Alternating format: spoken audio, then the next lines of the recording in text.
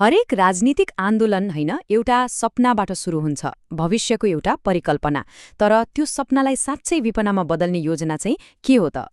आज हामी राष्ट्रिय स्वतन्त्र पार्टीको यही वाचापत्रलाई केलाएर हेर्नेछौं। उनीहरूले कस्तो नेपालको परिकल्पना गरेका छन् र त्यो सपनासम्म पुग्ने बाटो कस्तो छ भनेर गहिरिएरै बुझ्ने कोसिस गरौं। यो वाचापत्रको कभर हेरौं न। भविष्यको नेपाल कस्तो होला भनेर एउटा चित्र कोरिएको छ। हावाबाट बिजुली निकाल्ने टर्बाइनहरू छन्, चिटिक्क परेका शहरहरू देखिन्छन्, अनि प्रकृतिको काखमा रमाइरहेका खुशी मान्छेहरू। मतलब प्रविधि, प्रकृति र परम्परा सबैलाई एकै ठाउँमा समेटेर एउटा सुन्दर भविष्यको वाचा गरे जस्तो देखिन्छ, होइन त? सपना त साँच्चै राम्रो छ, तर प्रश्न उही हो, यो बनाउने कसरी? यसको लागि योजना के छ त? हो, त्यही प्रश्नको जवाब चाहिँ उनीहरूको यो 100 बुँदे रूपान्तरणको परिकल्पनाभित्र लुकेको छ भनिएको छ। भनौँ न, यो नै त्यो रोडम्याप हो जसले अघि हामीले कभरमा देखेको सपनालाई वास्तविकतामा बदल्ने लक्ष्य राखेको छ। अब यो 100 बुन्दाको योजनालाई सजिलोसँग बुझ्नको लागि यसलाई हामी 3वटा मुख्य पिलरमा बाँडेर हेरौं है त। पहिलो हो शासन सुधार, दोस्रो आर्थिक समृद्धि र तेस्रो जनता केन्द्रित विकास। यो घोषणापत्रको एउटा चाखलाग्दो कुरा के छ भने नि, यसले यी गारा जस्ता लाग्ने नीतिगत बुदाहरूलाई सिधै अघिको त्यो सुन्दर फोटोसँग जोड्न खोजेको छ।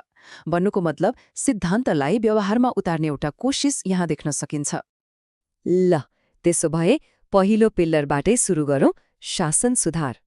आखिर कुनै पनि परिवर्तनको जग्ता यही नै हो। यो पिलरभित्र के कुरा छन् त? हेर्नुस्, सार्वजनिक सेवालाई डिजिटल बनाउने, भ्रष्टाचार रोक्ने, सरकारी नियुक्तिहरू पारदर्शी बनाउने, अनि सरकारको पुरै संरचनालाई नै अझै एफिसियन्ट बनाउन पुनर्संरचना गर्ने। यति मात्र होइन, न्यायपालिका र संसदमा पनि सुधार गर्ने कुरा छ। मोटामोटी भन्नुपर्दा यसको मुख्य लक्ष्य भनेको पारदर्शिता र काममा दक्षता बढाउनु हो। एउटा उदाहरण हेरौँ न उनीहरूको प्रतिबद्धताको। घोषणापत्रमा भनिएको छ एउटा यस्तो डिजिटल सेवा प्रवाहको प्रणाली जहाँ नागरिकले सरकारी कार्यालयमा धाउनै नपर्ने, घरबाटै सेवा लिन सक्ने। यो कुराले उनीहरूले कस्तो आधुनिक शासन चाहेका छन् भन्ने प्रश्न हुन्छ। अनि अर्को कुरा, यो पुरै योजनाको सुरुवात नै यही संरचनागत सुधारबाट गरिएको छ।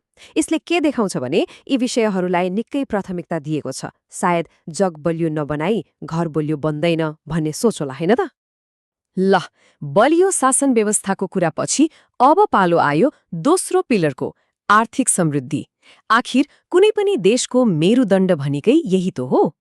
घोषणापत्रमा आर्थिक विकासका लागि केही खास क्षेत्रहरूमा फोकस गरिएको देखिन्छ, जस्तै कि इन्फर्मेसन टेक्नोलोजी अर्थात् सूचना प्रविधि, ऊर्जा उत्पादन, पर्यटन, कृषिमा आधुनिकीकरण र पुँजी बजारको विकास।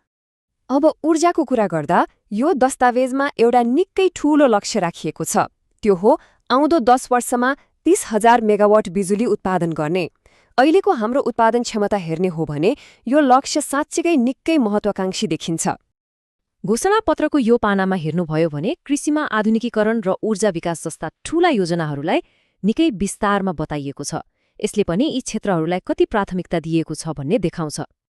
आईटी सेक्टरको कुरा गरौँ न। यहाँ पनि लक्ष्य सानो छैन। अहिले भर्खर विकास हुँदै गरेको यो क्षेत्रलाई आउँदो 10 वर्षमा 30 अर्ब डलर बराबरको आईटी सेवा निर्यात गर्ने अर्थतन्त्र बनाउने लक्ष्य छ। सोच्नुस् त, यो त सानोतिनो फड्को पक्कै पनि होइन। अब हामी तेस्रो र अन्तिम पिलरमा जाउँ, नागरिक केन्द्रित विकास। किनभने जतिसुकै विकास गरे पनि त्यसको अन्तिम लक्ष्य त आखिर जनताको जीवन स्तर सुधार्नु नै हो। यो पिलरभित्र चाहिँ जनताको जीवन र कल्याणसँग सिधै जोडिने कुराहरू छन्, जस्तो कि सरकारी शिक्षामा सुधार, स्वास्थ्य बीमालाई विस्तार गर्ने, हरेक प्रदेशमा विशेष खालका अस्पतालहरू बनाउने, सफा खानेपानीको ग्यारेन्टी गर्ने र श्रम बजार अनि सामाजिक सुरक्षामा सुधार गर्ने। यस्तै विषयहरू समेटिएका छन्। खास गरी शिक्षाको क्षेत्रमा एउटा नयाँ अवधारणा अगाडि सारिएको छ, समग्र शिक्षा। अब यो भनेको के हो त? यसको मतलब किताबी ज्ञान मात्र होइन, मानसिक स्वास्थ्य, जीवनमा चाहिने सिप र व्यावसायिक तालिमलाई पनि शिक्षा प्रणालीमा जोड्ने भन्ने हो। अनि घोषणापत्रमा स्वास्थ्य सुधार र सेवाको ग्यारेन्टीको लागि त एउटा छुट्टै ठूले खण्ड छुट्याइएको छ। यसबाट के प्रश्न हुन्छ भने स्वास्थ्यको विषयलाई उनीहरूले आफ्नो प्राथमिकतामा राम्रैसँग राखेका छन्। ल त्यसो भए एउटा ठूलो सपनाबाट सुरु भएर शासन, अर्थतन्त्र र जनताको कल्याण जस्ता 3वटा विस्तृत पिलरसम्मको यात्रा हामीले छोटकरीमा हेर्यौं। आफूलाई आधुनिक देखाउने सन्देशलाई बलियो बनाउन होला पार्टीले यो पुरै 100 बुँदे योजनालाई एउटा QR कोड मार्फत सार्वजनिक गरेको छ। मतलब जो कोहीले पनि यसलाई सजिलै स्क्यान गरेर पढ्न सक्छन् र यसबारे आफ्नो धारणा बनाउन सक्छन्। यो सबै कुराले हामीलाई एउटा अन्तिम तर निकै महत्त्वपूर्ण प्रश्नमा ल्याएर छोड्छ। कुनै पनि देशले यस्तो विस्तृत योजनालाई साँच्चीकै नयाँ वास्तविकतामा कसरी बदल्न सक्छ? आखिर कागजमा कोरिएको योजना र त्यसको सफल कार्यान्वयन हो, यो दुई बीचको यात्रा नै त सबैभन्दा ठूलो चुनौती हो।